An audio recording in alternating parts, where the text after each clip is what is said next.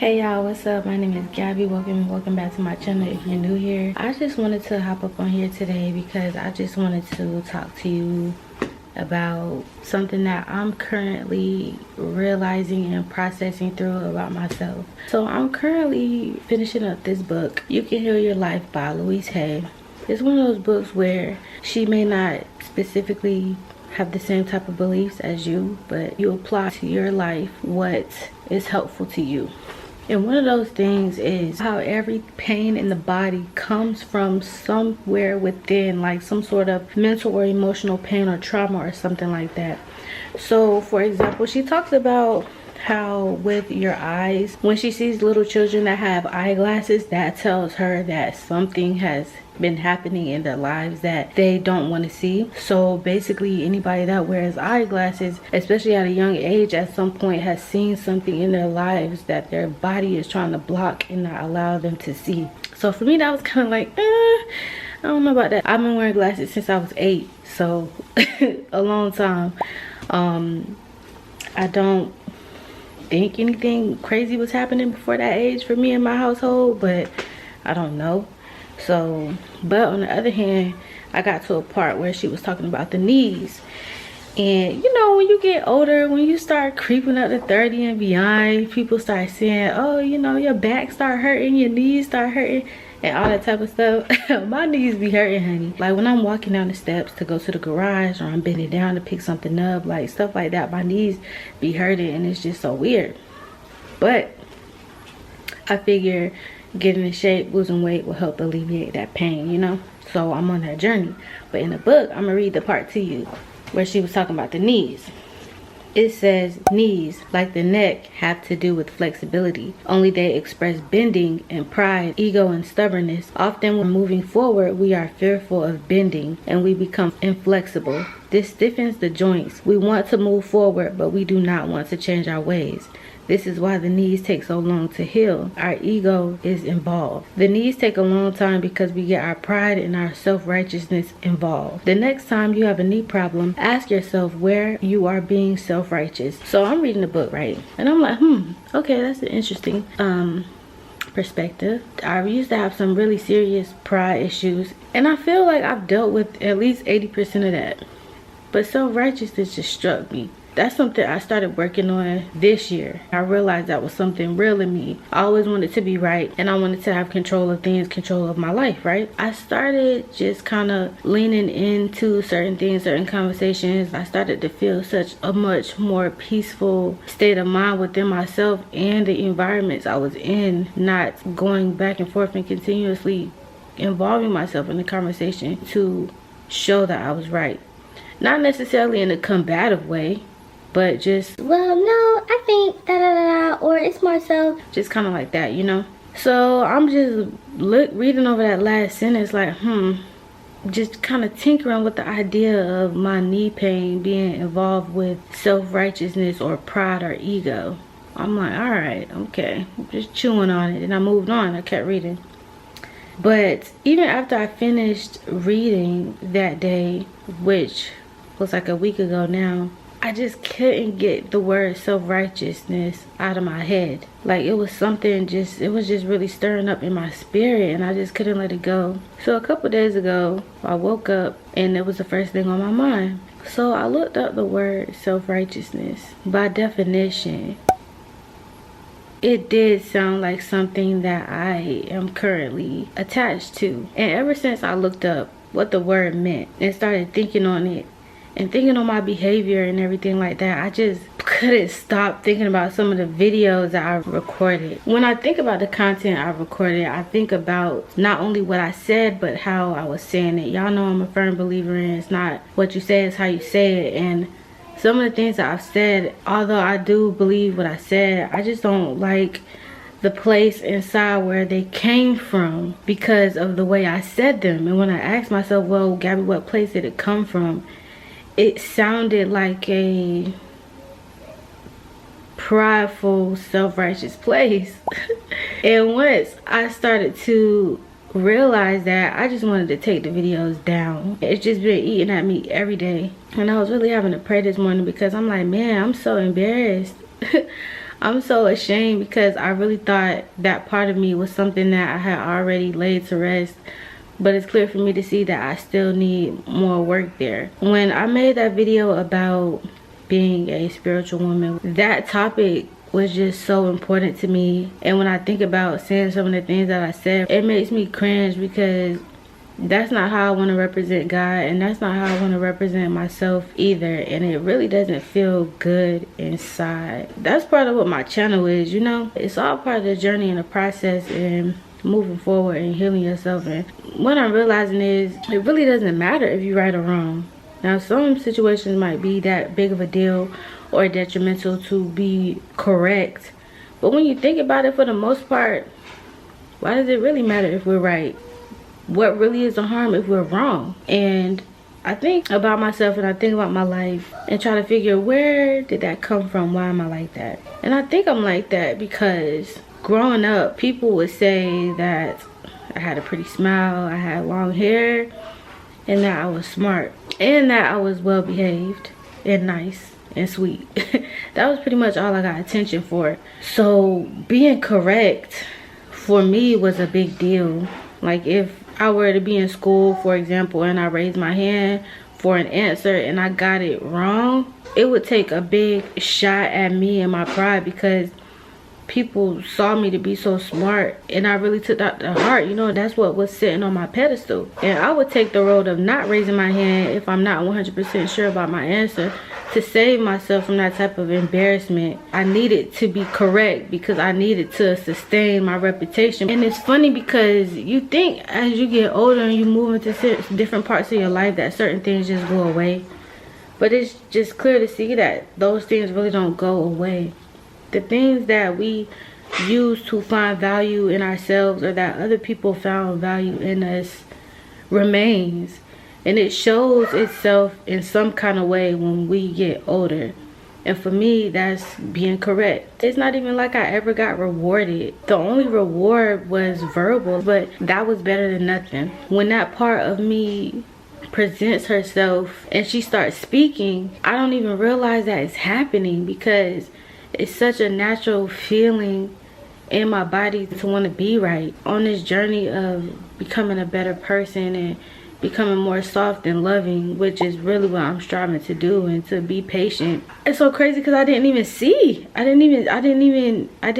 really fully see it when I was editing my video about being a spiritual woman. And then after it was already posted is when I started pondering all this. And the video that y'all are going to see before I post this one is the video I was already editing, that was already recorded by the time I had this revelation. I'm still figuring this thing out. I'm still on this walk. I don't want to ever come off like, oh, me this, me that, I, because I have a journey and a story just like everybody else. I had to pause for a second to talk to my kids, so I don't know exactly what I was saying, but I just don't ever want to come off as holier than thou because I'm not that. I'm not anywhere close to that. I'm still on this journey. I have a story, and my story is special, but it's not any more special than anybody else's. Everybody else's story is special too, and that's something that I'm constantly trying to teach my 7-year-old. Because she loves attention, y'all. She loves it. And I just be trying to tell her, you're special. You're very special, and you deserve to be seen, and you deserve to be heard. But so does everybody else. We shouldn't be walking around here like we're better than other people, like we mean more than other people, and that we're greater in some type of way. Even if we might perform better in one thing than somebody, they probably perform better in something else than we would. This is something that I'm teaching a child, and it's important for us to know these things because I don't think people necessarily want to be self-righteous or egotistical or really feel like they're above other people because that's just how they are. I think people come to that space because they want to feel important. People just want to feel seen. They want to be heard. They want to feel important. And being correct was my version of being seen and being made valuable. That childlike part of me still arises sometimes when I thought I healed her. If I ever offended anybody by my tone or what I said or anything like that, I deeply apologize. Now, I do kind of get, you know, rowdy in my tone a little bit when I start talking about things that I care about. So that does happen, you know, when I'm talking about things that I deeply care about. But I never want to come off like I'm better than somebody. I never want to come off like I'm smarter than people. Spiritually, I'm in a place where I'm really trying to get a deep understanding, not just the knowing, but the deep understanding that I am me and I am who I am, but that Christ is living through me. So at the end of the day, he gets the glory. And this morning I heard a piece of a sermon that Wesley had put on YouTube by Bishop T.D. Jakes. It was just this one part that really stuck with me about that topic that made so much sense. He said we are broken paintbrushes that God can do anything with, and God can pick up a broken paintbrush and still make beautiful masterpieces because he is the artist. And that just really sat with me. Being right, it doesn't mean anything. It really doesn't mean anything. But being correct, it just does something to that unhealed part of me. It makes her feel so good when we get something right. But everything is not about being right or wrong. Everybody has an opinion. Everybody has the right to be heard. That's why I think so many people have podcasts now and YouTube videos, TikToks, and all these other platforms. Everybody wants to feel like they matter and that they have something to give, and shoot, making a career out of it and being paid on top of that. Come on. You know, I have been in a space where I have so many different topics and ideas in my phone, but for some reason there's a blockage there when it's time for me to record. It's like it's a really good topic, but I just don't want to talk about that. And I think I'm feeling that way because I know there's an underlying story. Everything that I share with y'all, all the topics that I can speak on, I speak on them from experience, you know. And I think for me, that's where that self-righteousness piece like pops out, because it's like, I know I've been through this, but I gotta remember that that's my situation, that's my perspective, and I can only give my side of the story and how things were for me. But yeah, sometimes talking about these things don't feel, I feel like I can't really dig into them because y'all don't know the background. And I had to take some time when I was taking time off during that time, 9 months I was off YouTube, to try to figure out, because I was so confused. I didn't know what I wanted to share with y'all, and I didn't know what I wanted to keep to myself, because there are a lot of things that I've endured that I do feel like I need to share, that I should share, because the pain is knowledge. The pain is healing for somebody else, and I want to continue to do that, but I want to make sure I'm doing that from a good place in my heart. When it comes to the ego, I use that word very lightly. That's something that I'll probably talk about on some other day, but yes, that's okay. That's okay. But yeah, they say everybody has an ego, but where does it come from though? I read this book called No Bad Parts, and in there it was saying that the ego, people talk so bad about it and they try to rush it and run it away, but the ego really just comes from a hurt part of us, and that unhealed part is still in us. That part of us wants something and they still crave that something in our adulthood. So people try to run that part away, when that part really just needs to know that we don't have those problems anymore. You know, we're healed. We don't have to go through that. We don't have to feel those ways. So when I get in situations like this, or I see these things in myself, I don't see myself as egotistical. I just see it as, Gabby, you missed something. You missed a step. You need to go back and go deeper into healing to make sure you work on that part of yourself, so that part of you can rest and know that her time is done, you know. This book by Louise Hay, it has some information in here that will at least get me thinking. And she says it all throughout the book. She says she's just giving her opinion. She's just saying what she thinks and she believes. You don't have to believe what she believes or take in what she thinks. It's just what she thinks, and that's okay. She says that even when it comes to pain being associated with the body parts, even if you don't feel that the pain for you and that certain body part is relative to your situation, like what I was saying about my eyes, that it still gives you something to work off of. And I really value that, because even if my knee pain point is only associated with my weight right now, and it has nothing to do with pride or self-righteousness. Reading that was enough to get me thinking. It was enough to help me see I overstepped in my healing. YouTube has been so amazing for that, to help me see myself when I don't really see myself.